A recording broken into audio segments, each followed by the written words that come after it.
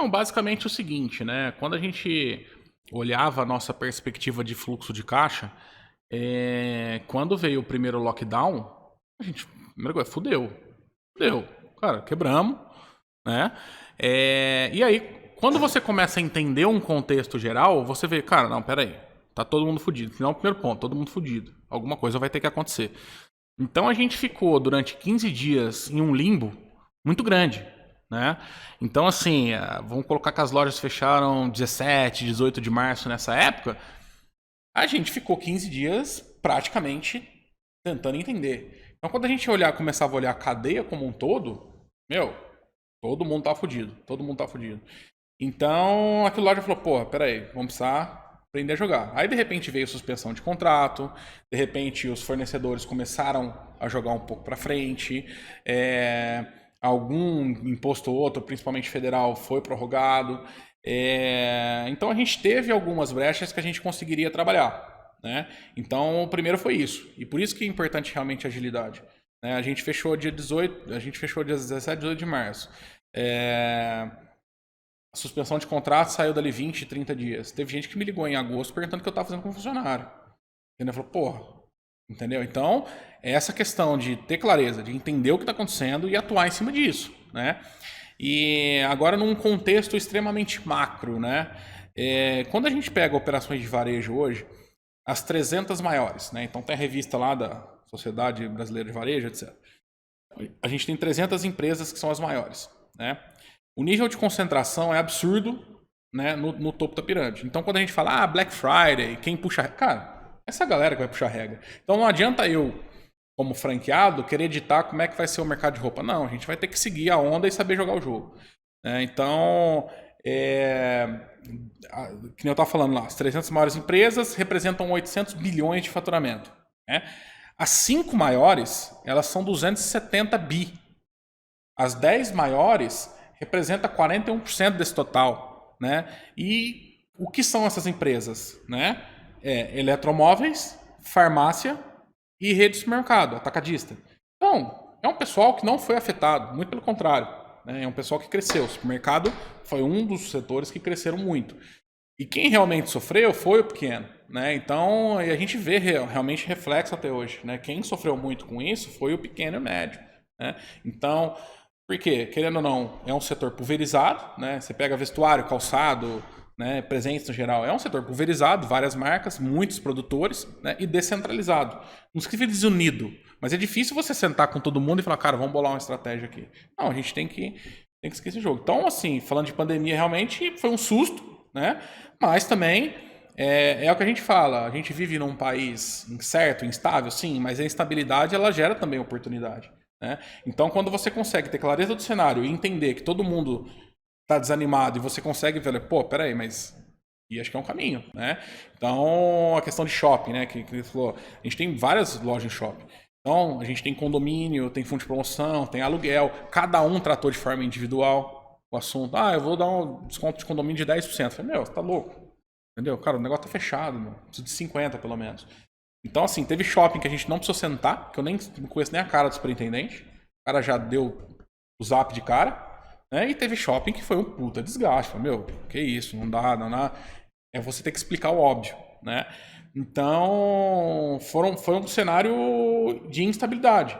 Mas, ao mesmo tempo, foi um cenário que a gente também abriu muita loja, né? Porque surgiram pontos que não tinham, né? Essa questão de franquia light, por exemplo, a gente pegar pontos que já estavam que já estavam praticamente, né, prontos, a gente conseguir usar a estrutura ali.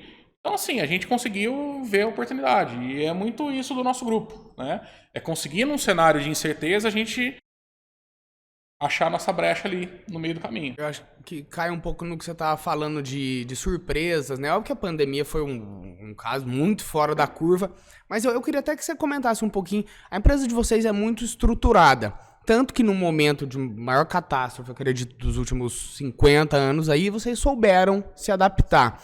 Eu queria saber qual é a importância de uma empresa ter essa estrutura, ter essa calma de, num começo de conflito, parar e falar, não, vamos se planejar. Qual é a importância de uma estruturação, de um planejamento para o desenvolvimento da empresa e para minimizar também, tudo bem, a pandemia foi uma exceção, mas para minimizar futuras surpresas aí? No nosso caso, a gente tinha reuniões diárias. Então a gente criou um grupo de contingência. Então, cara, porque a notícia mudava todo dia. A regra do jogo mudava todo dia. Então a gente criou um plano de contingência, cara, reunião todo dia cedo. O que aconteceu ontem, o que nós vamos fazer, vai suspender, vai não sei o quê, vai dar férias, vai não sei o quê, e tentar se adaptar à realidade do negócio. E foi um negócio que aconteceu que ninguém estava prevendo. Hoje, quando a gente vai abrir uma loja, a gente fala, pô, peraí, pode ser que isso aconteça. Mas você pega todos os contratos nossos. Nenhum contrato previa isso. E se fechar? Isso não passava pela cabeça de nenhum maluco. Se alguém virasse e falasse assim, não, gente, cuidado aí que pode vir um vírus aí que pode fechar as operações durante 4 meses. Ninguém tinha isso previsto em contrato, né? E uma coisa que a gente sofre muito hoje, por exemplo, a gente teve uma inflação generalizada. Você pega todas as bases de contrato nossa é IGPM, né? Então você pega, venda caindo, galera com receita de sair, de repente vem o contrato te reajustando em 30%, 35%, né? Sendo que IGPM, é o que a gente estava falando dessas maluquices, né? Dessas empresas de varejo que tocam o negócio. E o IGPM, por exemplo, tem commodity pro meio, não tem absolutamente nada a ver com a realidade de GPM, né, de locação. Né? Tanto que locações de pessoas físicas era muito mais fácil você reverter, você conseguir negociar e tal. Mas quando realmente são grupos corporativos, é um aperto para a gente conseguir negociar individualmente e explicar para a galera o óbvio que a gente estava falando. Né? Falou, não dá. Nesse momento não dá para registrar 13%, 35%. É passado um custo de ocupação de 10% para 13%, para 14%. Então você pega que uma operação tem que dar 10% de lucro líquido, 8% de lucro líquido, você pega e já tira 3, 4 na fonte, né? Não fecha a conta. E é um negócio que não está acompanhando. E hoje a gente vê reflexo isso na ponta, né? Então a gente teve uma falta de suprimento que também subiu o preço para todo mundo. Né? Então a gente vê isso reflexo na ponta. O commodity subiu, algodão, 70% da nossa peça é algodão. Né? Então não tem como fugir muito de reajuste aí. Você vê que é uma dica interessante. Às vezes a gente fala como empresário, uma coisa simples, contrato de locação. Né, pra você ver. Isso reflete diretamente até na lucratividade do negócio. Você imagina, eu tava vendo recentemente agora qual que foi a taxa da galera que tava fazendo. Agora os contratos colocam IGPM e IPCA, que é o índice de inflação, o menor índice ali daquele momento para você fazer o reajuste. Aí agora o IPCA tá subindo, que a inflação agora começou a aparecer, porque tava meio que mascarado, agora começou. Não, agora realmente tá tendo uma inflação. E outra assim, talvez o IGPM ele tenha um índice negativo na frente.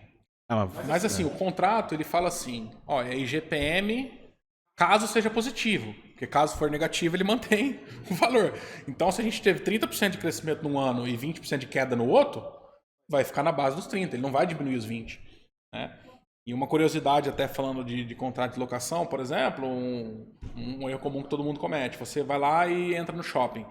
Quando você tem 5 anos de contrato, você é dono do ponto. Então o cara não consegue te tirar do nada. E quando você faz contratos menores de 4, 3 anos, não, o cara pode chegar para amanhã para você e falar, dá licença aqui que eu vou colocar uma outra operação. Então essa é uma segurança que a gente tem que sempre ter. Franquia, geralmente, é tudo parametrizado em 5 anos. Então o contrato, o aluguel... Então tem que estar tudo casadinho, porque, você imagina você ter o contrato com a marca descasado com o contrato de aluguel, aí o cara pede para você sair, ou ao contrário, né? Você alocou o ponto por 10 anos e o teu contrato é de 5 com a franqueadora. Então tem que estar tudo muito casado. E isso é uma coisa que muita gente acaba perdendo ponto realmente em shopping. Né? Então o cara esquece de entrar com uma renovatória de contrato, qual que é a regra básica? Quando completa 4 anos, né? Então, de 4 anos a 4 anos e meio, você tem que entrar com um pedido de renovatória judicial, né? E judicial que eu digo assim, você dá a intenção, né? Ou você negocia isso antes e ajusta as bases, ou você tem que entrar com essa renovatória. Quem não entra, perde o ponto. E hoje nós estamos falando assim, de shoppings que cobram 30, 40 mil reais o metro quadrado de entrar. Então você imagina você pegar um shopping top de linha hoje, você pagou 500, 600 mil de luva, de repente o cara chega e fala, não, um abraço aqui, você não tem direito a nada. Não, mas não foi isso que a gente combinou. Eu falei, não, tá no contrato aqui. Então, são essas cláusulas. Esse valor que você fala é luva, né? Que eles cobram pra... CDU, né? Cara, é um mercado bem interessante. Mas, bom, você já tá habituado com isso. Você pode perguntar, você. Não, pode. E ao mesmo tempo, e até falando de janela de oportunidade, ao mesmo tempo que tem shopping que cobra luva, tem shopping que te dá allowance. E aí vira e fala assim, cara, tua marca é interessante. O que é allowance? Outra Quando o shopping te paga pra você estar lá. Ah, tem isso também, eu não sabia não. Sim. Então, por exemplo, se é uma marca relevante que, Vai que faz agregar parte pro do shopping. contexto pro shopping, fala, cara, ó, tua loja fica 1 milhão pra ficar pronta, mas aqui eu vou te ajudar com 500 mil. Passa a Eu ser te dou 500 meio e... que como uma sociedade, Exato. assim, um investimento também do Isso daí shopping, não. né? Não, o pro shopping, shopping ele é banca pra interessante, você entrar. Imagina, você pega uma marca, às vezes, que, sei lá, relevante pro Sim, caramba, vai sim. trazer ali fluxo de pessoas, então pra ele é interessante. Uma dúvida que eu vi você falando é que, assim, até importante falar, que eu até, quando... Então, com linguagem, às vezes você fala assim, pô, é que você tá habituado com todo tipo de vocabulário, markup, o que é markup, enfim. Mas você falou sobre a loja, quando você assume uma operação lá da franquia, esqueci o nome agora que você falou, que você paga menos por metro quadrado. Como que você falou? Franquia Light. Franquia Light. O Franquia Light, deixa eu entender, é como se fosse alguém que tinha uma franquia naquele local, que montou a operação, só que ele saiu e você vem pra assumir, é isso? Ou não? Nada a ver? Não, porque é o seguinte, a gente tem que seguir um padrão operacional. Isso é algumas marcas que trabalham. Uhum. A Hering, né, trabalha dessa forma. A Arezzo trabalha assim. A Havaianas hoje tem esse modelo. Na verdade, por exemplo, Andradas que a gente abriu. Se eu tivesse que gastar 5 mil reais no metro quadrado, essa loja não teria viabilidade. Então, justamente para ter essa capilaridade, eles diminuíram o valor de implementação.